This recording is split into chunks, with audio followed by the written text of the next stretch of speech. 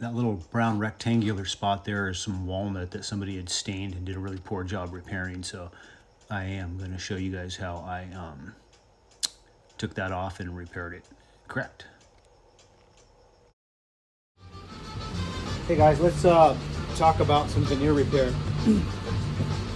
This is a ottoman I'm working on, and nature doesn't do a blunt surface area like that. Nature doesn't make blunt areas like that, I guess is what I'm trying to say. So somebody did this repair, it's just not up to the standards what I like, so I'm going to cut it out and replace it. But you can kind of see, to replace that, I need to create something that's about this size. That's the minimal size I can put in there and still cover that. So I'm kind of going backwards here because I've already done some of this work, but I thought it might be cool to share. So first thing I do is I put a piece of tape on here, kind of get the idea, figure out what I'm trying to cover. That gives me a shape. Then I'll go through some veneers, find something that's going to match. What I like to do is sand, get the finish off of the thing, wet it down, wet the veneer down, kind of get an idea of color, so you have an idea once finish goes on it what it's going to look like. Then after I do that, I've got my my piece cut out, kind of close. I'll hold it up in there, make sure it's going to work. If it is going to work, I'll take I do this on my belt sander actually, but then once I've done that, I can kind of really tweak it with a block sander. These little block sanders come in handy. I make these, kind of get it nice and square and blunt. And then once that's done, double-sided tape. I'll tape this thing down. This tape wouldn't be on here at this time. Now it would be, well, this double-sided tape's not sticking anymore because I've messed with it so much. But then it gets it gets stuck down here. The tape is not there. I take a pencil, a really sharp pencil, draw my line, pull that off, put a piece of tape back on, right on that line, so I know exactly, and it gives me a nice contrast so I know what I'm working with, what I'm cutting on. You could not do that and just do it against a pencil line. And then from there, I like to take I use a really sharp scalpel, but you can use just a razor blade. And then a ruler. I have a flexible metal one somewhere, but I can't find it, so we're going to use this plastic one here. I line exactly where I want it, and then I'm going to score that with a nice sharp blade. Like that. And do the same thing here.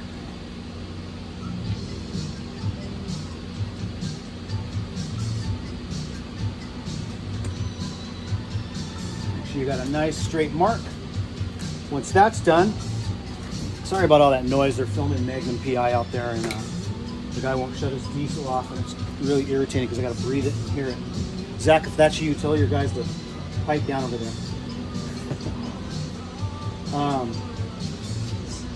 Then I take my snap blade, I'll set it right on that line in that groove that I kind of preset, and just tap this in here. You want to cut through that veneer.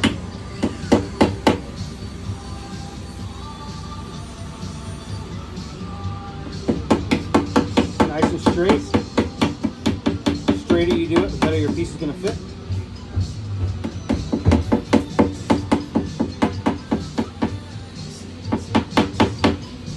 Okay.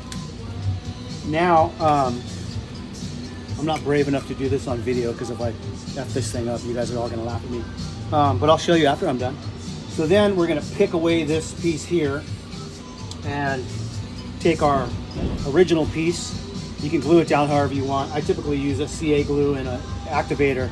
So I'll put some CA glue on one side, activator on the other, or vice versa, it doesn't matter. And stick that thing down. It is a little harder like that. If I feel like I'm gonna screw it up, I'll use an epoxy and just clamp it on. Then I can move things. CA glue, you get one time to stick it down, and if you're not right the first time, you're doing it over. We'll see how I do it. But after that's done and it's glued down, then we can block sand.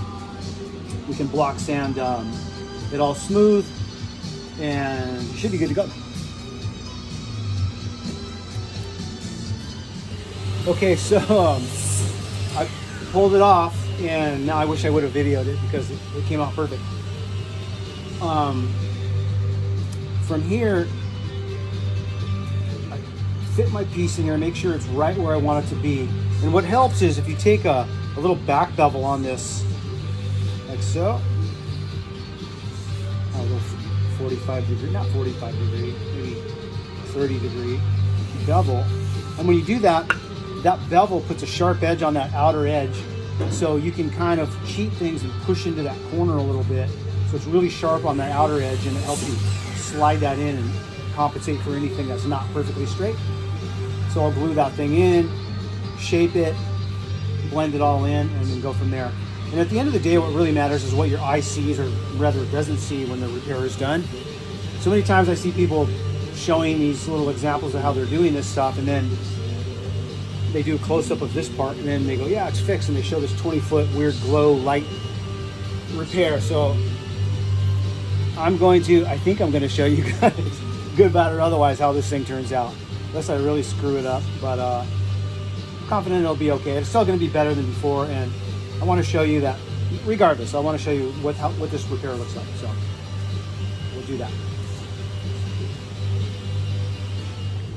Okay, let's try this out. I've got some CA glue on there, some thick, the gel, compensate for any gaps, and it's already drying on me.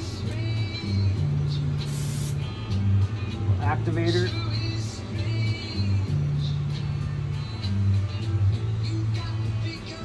Okay, go for it. One shot. Try not to glue your fingers on. Keep things moving.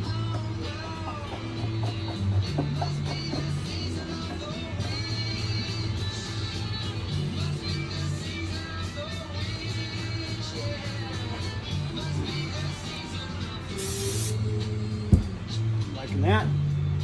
Sand it out and see what we got.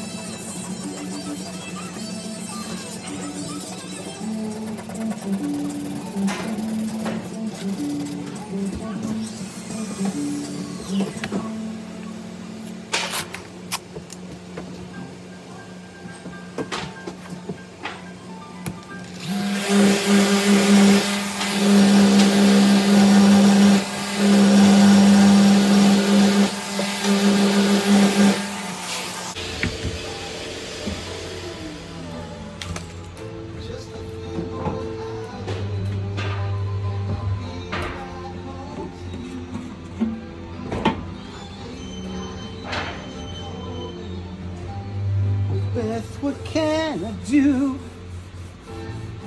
Once I get through this, some of this sanding, this will darken up. This is a lot darker right now because it's has had epoxy and glue on it, but a lot better than a big blunt area. I wish now that I would have had a lighter piece, but it is what it is, and that's the thing with repairing these. Sometimes you hit a home run, and sometimes you get to second base. But it looks a lot better than a big square blunt thing. Once I get this thing blended, I'll show you what it looks like. Anyways, yeah, that's the process. Okay, here's that shell with a coat of oil on it. It'll get multiple and all the finish will be all leveled out, but I just wanted to see the color on it. It is definitely darker than I would have liked. See if I can get that to focus. But you can see the quality of the patch is great. Nice tight corners, everything fit perfect. The black in that kind of ties in here. And then as well as that, all that. I have a very limited amount of veneer, so that's what I had to work with. But it looks a lot better than it did with that square piece of walnut on there. And once you put a cushion on it and you're looking at it from the top, it's not going to be so visible. And that, at the end of the day, is what really makes a good repair or not. You know, something that draws your eye to it and you're going, that's terrible, that's not good. So I'm thinking execution, I give myself an A. Veneer match, I give myself a C. What it looks like when it's going to be on the chair is probably a B, so I'll go with a B- overall. But I'm happy with it.